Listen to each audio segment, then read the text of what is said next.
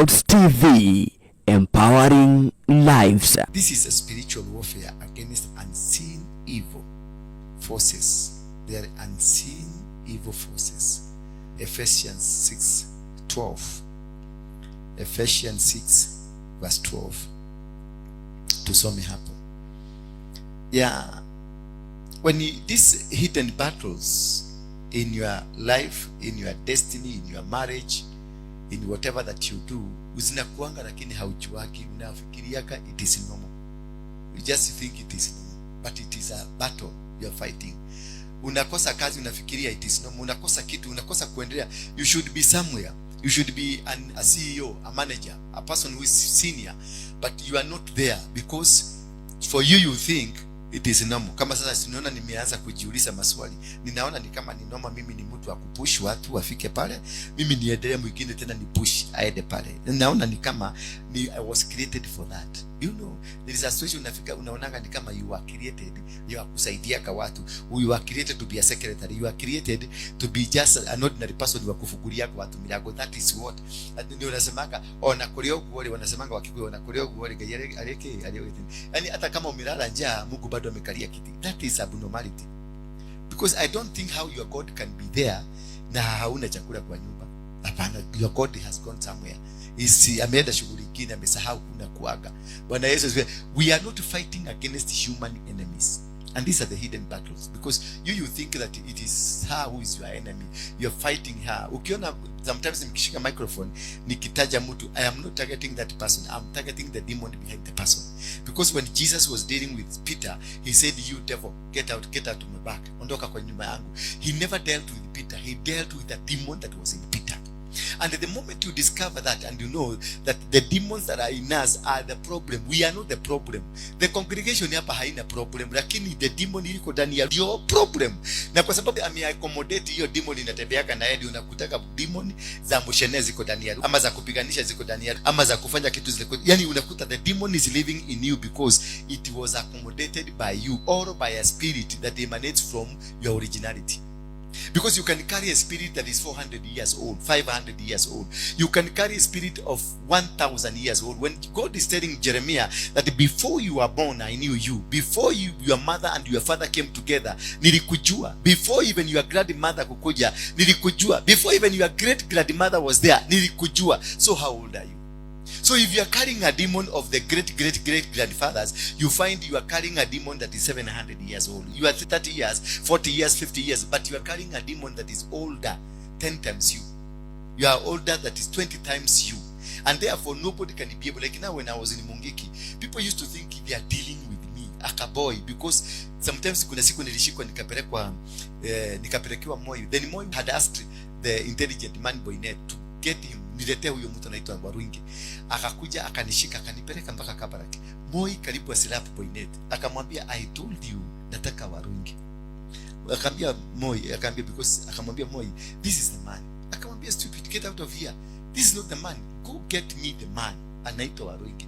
Because for Moi, mimi ni katoto. Aliona katoto because I was like him, slim like him. Akasema no, this is the mood. We be amentisha. Akasema no. Ilibidi Ezekiel Barikatuni aitwe na Makito. Wakuje waambie Moi ni huyu. Moi akanishika mkono akanisa kijana, uko na miaka ngapi? Nikamwambia, akaniambia, are you for real? Nikamwambia kweli, ni mimi. Akatoka kuvuta kiti yake, tukaenda kukaa kwa nyasi na akachukua nyama akachukua nyama mguu, akanikatia, tukaanza kukula, akaniheshimu. Maana immediately alijua this is not the boy, there is somebody older in this man who is older. Kumbe nikifanya research yangu nimejipata my great grandfather was alikuwa ni wale waganga wakubwa kabisa, my great. Alafu sasa my grandfather ndio anaitwa General Waruinge. We go Eastleigh, General Waruinge Street. He's the founder of Mau. So the blood that is in me, because I am also named after him. So the spirit that was in him iliruka huko ikakuja sasa, mimi ndio nabeba hiyo spirit.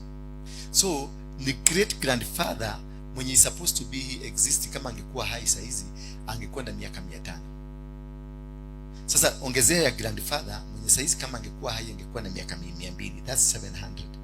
Sasa ongeza ya baba yangu, angekuwa hai angekuwa na 150, that is 850, na mimi sasa ongezea yangu, sasa tukikuwa about 900 years.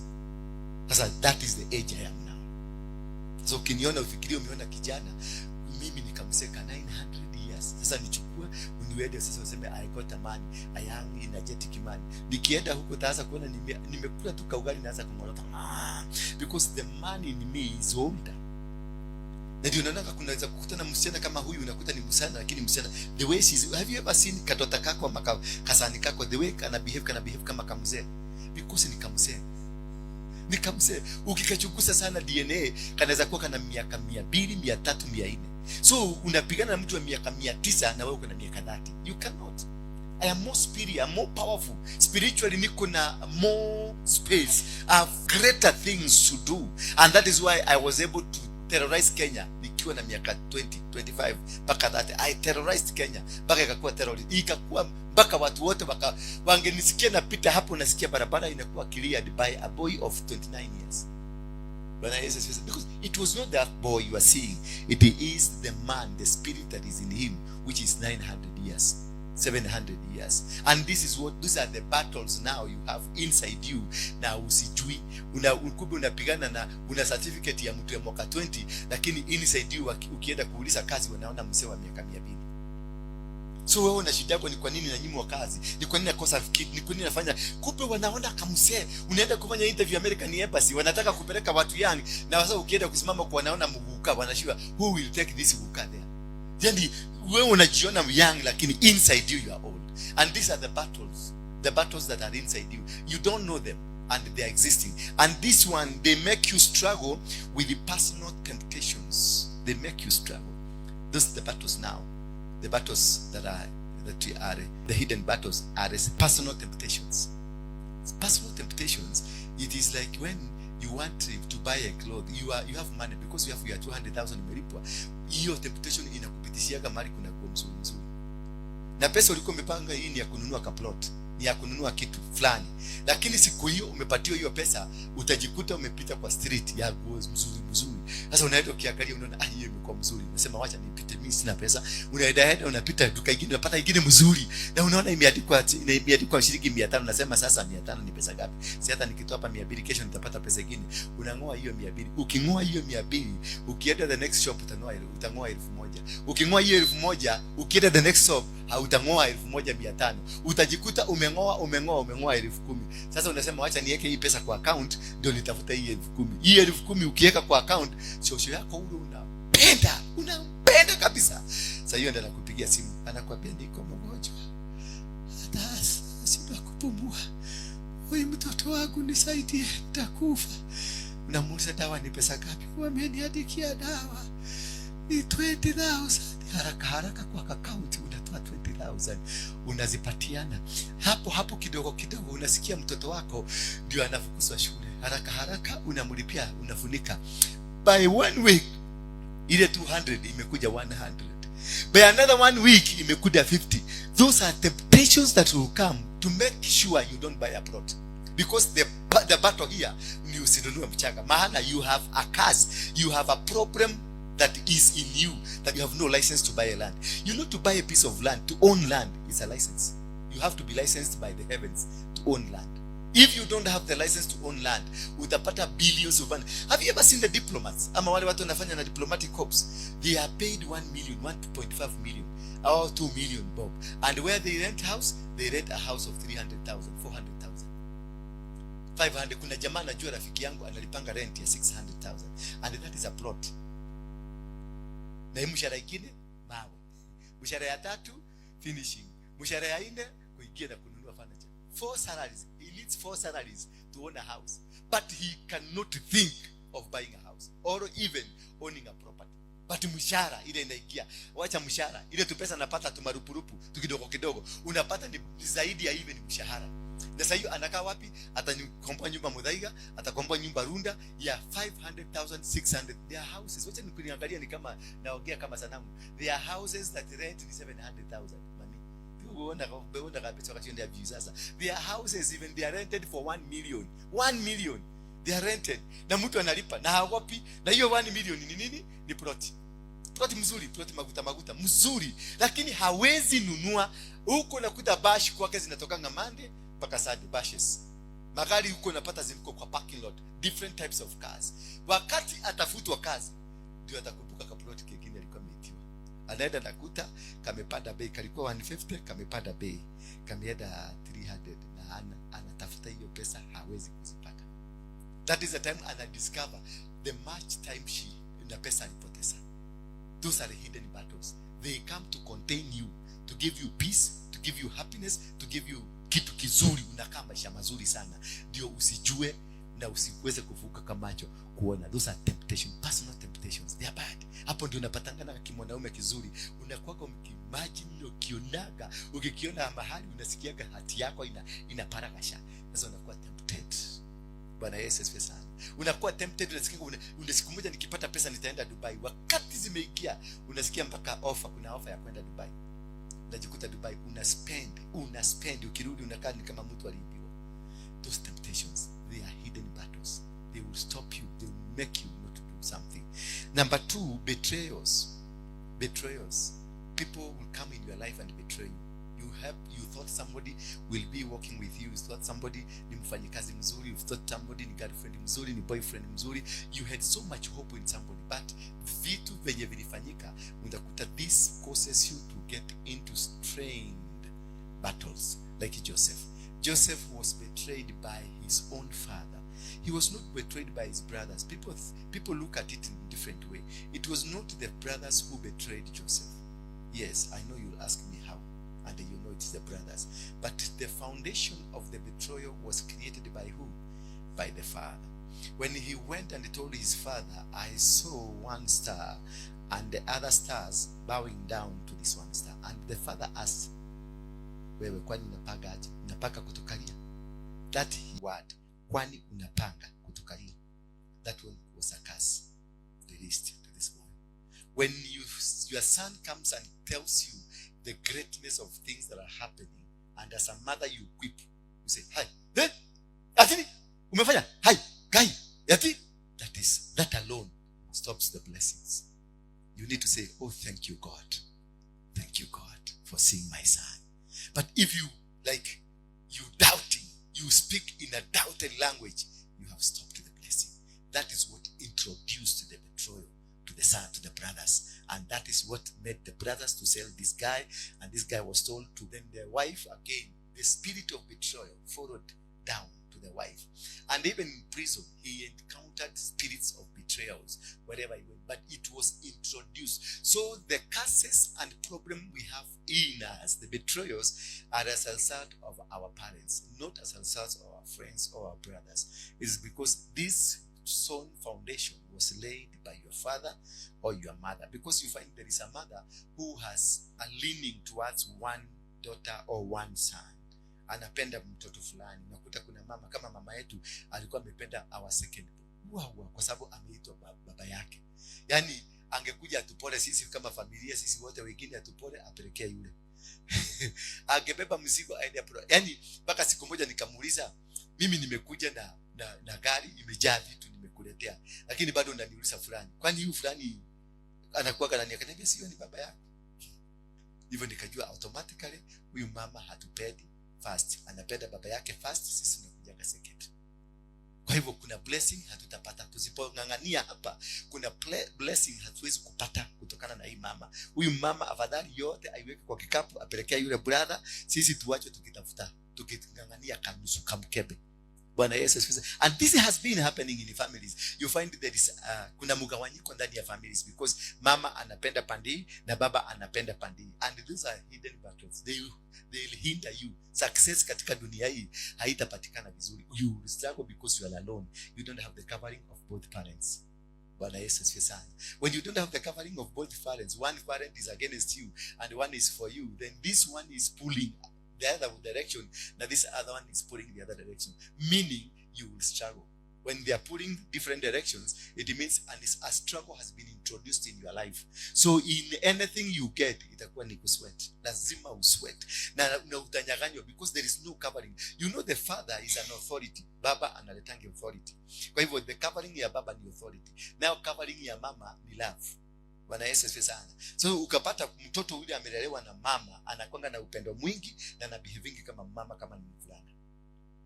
Hallelujah.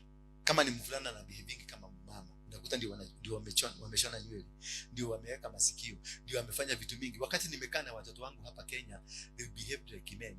Lakini walipoenda Amerika, walikuja hapa wakiwa na earring.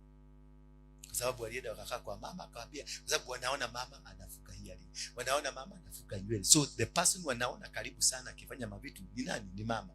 Lakini wakikuja hapa, wanakujaka wanaweka hizo vitu zao kwa mfuko. Hawawekagi. Sasa unashindwa, why are they not comfortable na mimi waeke hizo vitu? Kwa sababu mimi ni authority, mama ni love. Mama atakiwakuta wametoboa hapa, atawaambia ni sawa, kwa sababu anataka kuonyesha upendo.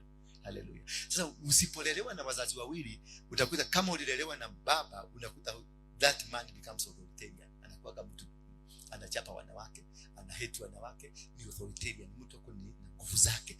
Na mtu mwenye amelelewa, mtoto ukipata mwanaume amelelewa na mama yake, anabehave kama mama. Hata akikuja kukua mzee kwa nyumba, atabehave kama mama. Sijui kama mnajua hiyo. Atabehave kama, na atakaa kama boss, ako na upendo mwingi. Kwa hivyo ni delicate, anakuwa kama yai. Lakini kimutu kimelelewa na baba anakujaka saa 8, anatoka saa 11 asubuhi. Yaani anamalizaga miezi 3 bila kuonana hivi. Anashinda na dunia ikimtreat, ikimsukuma, ikimupiga. Huyo mtu atakuwa rough, atakuwa brutal katika dunia hii. And these are the hidden battles, betrayals. Then we have number 3, internal conflicts. Internal conflicts ambazo tunakuwa nazo like pride or doubt. Internal conflicts zinaletwa na kitu inaitwa pride, na zinaletwa na kitu ama nini? Doubt, often disguising as everyday problem. These doubts zinakujanga everyday problem. They come disguising, najificha tu. Unataka kuweka biashara fulani, unaona hapana, lakini kanaweza, hapana. Unataka kwenda mahali fulani, unakuwa na doubt, ama unakuwa na that spirit of pride. Hiyo ndio inafanya unakuwa na these are hidden battle in you. Wewe unafikiria uko sawa, lakini pride. Wewe unafikiria uko sawa, lakini it's pride. It's not normal. Yeah, na unakuwa na doubt every time somebody comes into your life. Una doubt every something that is happening in life, una doubt. Badala ya kuwa na confidence to move, una doubt that thing. The moment you start doubting, you fail. Na ukidoubt, ulikuwa na pesa ya kununua kaplot, ukasema hapa naona kama kuna watu wakati Nairobi ilianza, zilikuwa hapa Maringo, Jericho, hapa hivi ndio zilikuwa Nairobi ilikuwa imefika. Kutoka hapo Kayole kwenda mpaka Ruai kulikuwa kichaka. Na serikali ya Kanjo ilikuwa na pia wapatia watu, tutakupatia shamba udevelop, utakuwa kilipa polepole. Watu wanasema huko kuna inzi mingi, watu wanasema huko kuna wakora. Watu walikuwa Nairobi wako hapa saa hii kali yako wamezekea hapa, hawana plot. Nairobi imegawanywa wakiwa hapa. Nairobi wakati ilikuwa inapatiana for free, walikuwa hapa, but they doubted. Now there's wanaenda huko Ruai kutafuta plot, unasikia ni 1 million. Anasema kai 1 million ni mtu atatoa wapi 1 million? Na amekaa Nairobi watu wakitengeneza hizo milioni. Doubt. If you can remove doubt, you become a millionaire. Kuna watu wanaita go getters. They don't care. Apotese, awekele, ipotee za go getter. Anafikia na kupambana na kushika na kumiliki. Na unakuta wale watu wamejenga manyumba mzuri hapa. They are go getters. They were told hapo hiyo mashamba ni ya haina kama ile sasa tuligawa hapa Kayole. Watu waliambiwa hiyo ni ya nini? Ni ya Mogeke. Usiende saizi sisi wanamiliki, saizi wanakaa. Uhuru alikuja kuwapatia title. Bwana asifiwe sana. Doubting. Remove that doubt. Tell your neighbor, remove that doubt. The reason you are suffering is because of the pride and doubting. Ya ine na ni ya mwisho, historical events, generational foundations. Historical events. What is your generation foundation? Kwa wazazi gani, familia gani, kijiji gani, masomo gani? Hizo generational foundations, misingi ya kifamilia inafanyanga mtu. Those are hidden battles, kwa sababu kwenu kumewekwa caveat. Hakuna mtu anaweza kupitisha 10,000 kwenu. Hakuna. Sasa mnapandanga mkifika 9,000, mnakwamia hapo, mnarudi. Mkipitisha upate 10,100, ile magonjwa itatokea kwako, hujaiona kwa sababu umeruka boundary. Generational foundations zinawekeanga mtu boundaries, zimeweka, kuna mahali mumewekewa as a family, mnafika hamwezi kupitisha 1,000,000, hamwezi kupitisha. Mimi ndio nilikuwa wa kwanza kwetu kuendesha gari, nikapeleka nyumbani, nilikuwa Kahaya. Nilipofika nyumbani, baba yangu aliweka kanyuka mlango kwa kupitia ng'ombe na si gari. Sasa nikaenda kumrequest, nimwambie nibomoe niingize gari. Baba yangu aliniuliza, umeona ulete gari ya wizi hapa, polisi wakuje watushike hapa hiki? Na akatoka na akaenda na akachukua panga, akaniambia gari haiki, maana ni ya wizi. Sasa tukapanga, baba yangu na bibi wawili.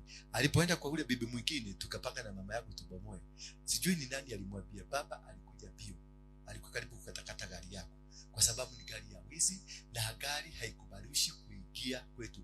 Na problem yake kubwa hata si ya wizi, kuvuja gate. Ndio gari hiki kuvuja gate. Na hiyo sasa ndio shida inakuwa, kuna kizuizi kiko kwa familia yenu. Na kuna mtoto mmoja ndani ya familia amechaguliwa kuvuja hiyo kizuizi, na analipanga gharama. Bwana asifiwe sana. Analipanga gharama. Sasa lazima ulipe gharama. Usione hiyo biashara yako inakwama. Kwa nini? Inakwama kwa sababu ya kwenu. Hiyo kazi yako inakwama kwa sababu ya kwenu. Hiyo huduma yako inakwama kwa sababu ya kwenu, kwa sababu hamujakubalishwa. Mimi ndio nilete nifanye nifungue kanisa. Nimeona nimeleta mpaka mama yangu hapa, nimeleta wazee wa Maumau hapa, nimeleta Harrison Ng'ang'a hapa, nimeleta wachungaji wote hapa kujaribu kupambana na kizuizi chochote ambacho kinaweza kunizuia hii mimi nisiendelee. Si unaona wamepigana wameshindwa. Wamepigana. Hakuna silaha hatujaruhusiwa hapa, lakini nilijua. Nikaenda nilileta mama yangu hapa na nikamkalisha hapo na nikamshikisha microphone, nikamwambia sema baraka kunihusu. Ndio kama yeye ndiye amebeba kitu kinaweza kunizuia kivujikie hapa. Nikachukua wazee wa Maumau nikawaleta hapa, kwa sababu bukari kwa Maumau, nikawaleta hapa, wakanikwambia neneni jambo na kubariki hii madhabahu, wakanibarikisha. Nikalete Harrison Ng'ang'a, maana ni spiritual father wangu, nikamleta. Anaweza nisuia, Ng'ang'a anaweza kunisuia, akuje hapa. Sijuzi alikuwa hapa hiyo na mania wa mama hapa, nikasikia akisema hapa ni mahali ni kwa rafiki yangu, maana kuna kitu alikuwa anataka kuigiza point fulani hapo, point at sisi tunafanyaga kazi na yeye, lakini hakunitaja. Kwa nini? Fathers are very dangerous. Umesikia baba wa Joseph alimwambia namna gani? Kwani utatawala wewe? Kwani wewe hiyo maneno hiyo itavuka kimadhabahu hili. So nilimlete hapa, akakuja akaniombea na akaombea madhabahu na akasema nimemfungua. Bwana Yesu asifiwe sana. Na akasema nimemfungua. Ndio kusikue anaogeaga na mapasta huko kwa ofisi yake kuhusu hii madhabahu, akisema haitafaulu, ama akisema unaona huyu sasa ameenda kufungua hapo katikati ya town na sisi tuko tu hapo, sasa ni mtu amekuja kuleta vita. Unaona, amemifuka. So this generational problems, generational things, they will make you stagnate.